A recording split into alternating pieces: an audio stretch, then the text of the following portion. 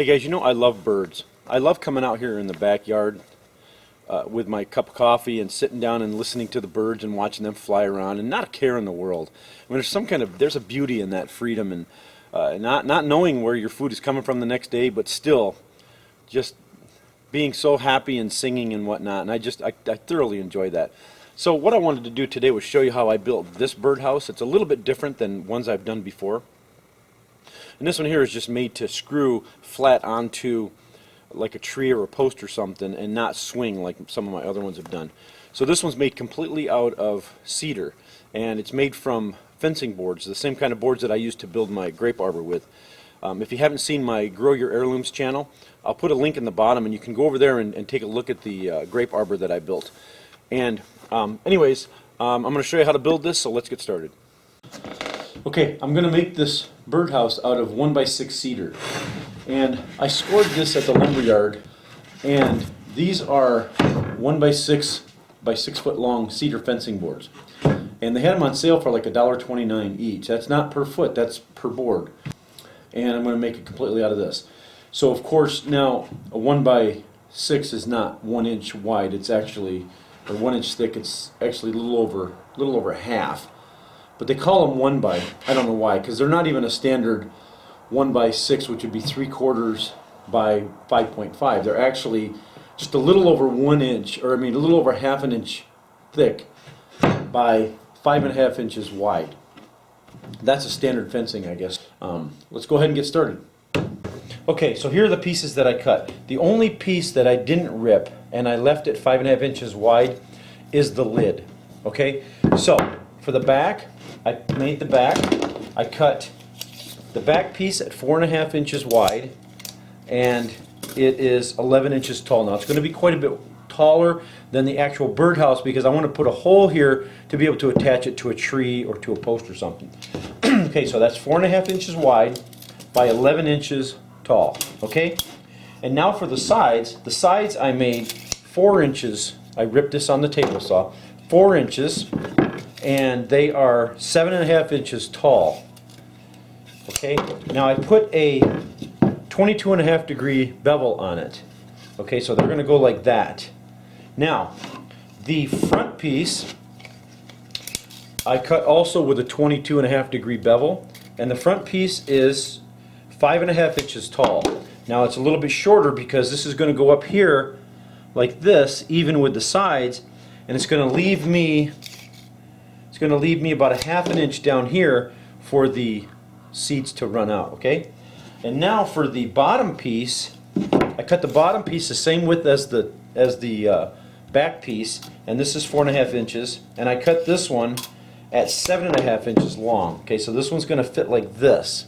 Okay, and now for the lid, I also put a 22.5 degree bevel on it, and this piece is 6 inches long. Okay, and this one is going to go with the bevel up against the back like that. Okay, and this is going to have a hinge right here.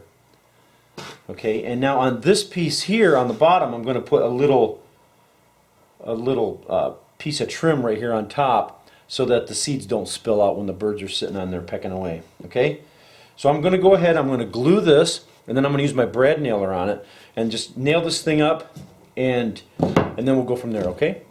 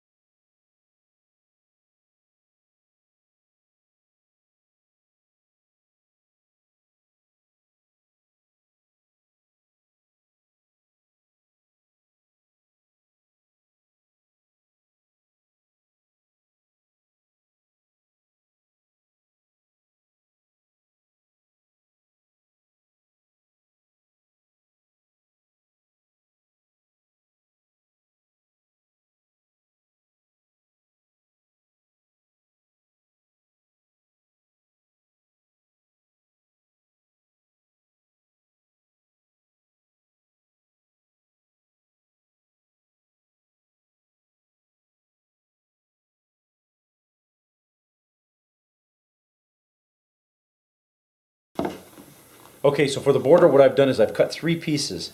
I cut 2 of them at 7.5 inches. all three of these are 1.5 inches tall, and I've cut two of them at 7.5 inches for the sides, and then I've cut this one at 5 3/4 for the front.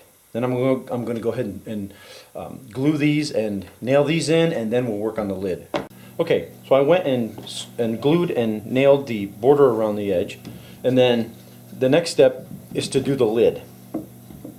Okay, now there's a couple things you can do when you want to put the lid on, like as far as making sure water doesn't run down in here.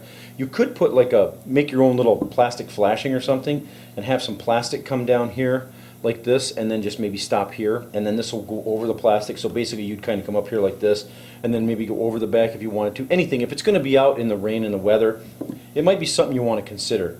Another thing, well, what I've done is I've cut a piece of wood like this, about 1.5 inches wide, and I'm going to put this on the top here like this. Now it won't prevent like rain coming in you know, hard if it's really windy and getting down inside there, but this is going to be in heavy trees, and I'm going to nail it to a big madrone tree that it usually stays pretty dry under the tree, so I'm not really too worried about it, and it doesn't get a lot of wind in there. So I think this is going to be sufficient.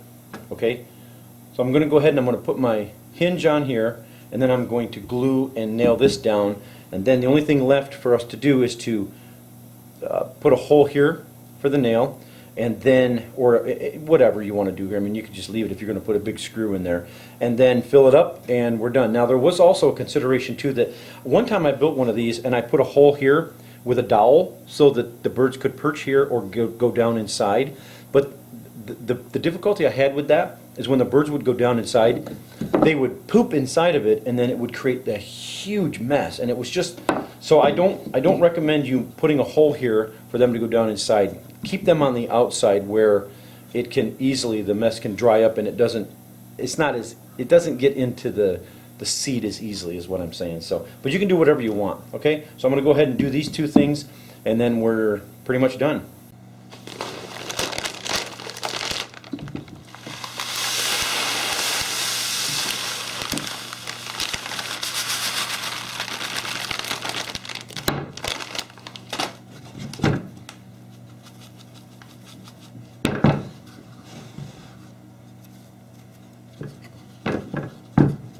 Okay, well, there it is, my cedar bird feeder. Now the beauty of using cedar, one thing I didn't note is that cedar is wonderful material to work with when you're going to build outdoor projects, because you don't have to stain this. Now the bird feeders that I've done before that I've built out of pine and whatnot, I had to stain them or paint them, and I don't like to have that kind of material and stuff around all the birds and stuff. This is all natural, and cedar is great because it weathers well.